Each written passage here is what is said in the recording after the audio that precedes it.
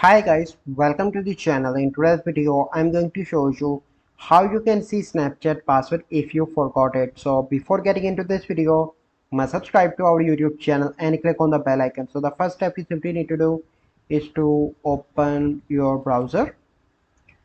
Okay, so once you open, you simply need to click on your profile picture and click on manage your Google account.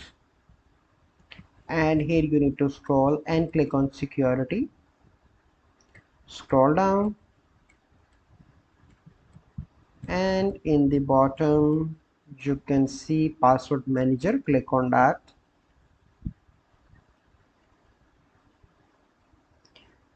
and here you need to scroll down. Here you can see Snapchat. Click on that, click on continue. So let me enter my screen lock.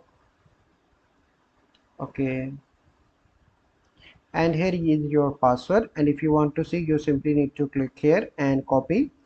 So this is a simple process by which you can see your Snapchat password if you forgot it. So I hope you find this video helpful. If you find this video helpful, must like this video, subscribe to our YouTube channel for future videos. We'll see you in the next video. Thank you. Have a good day.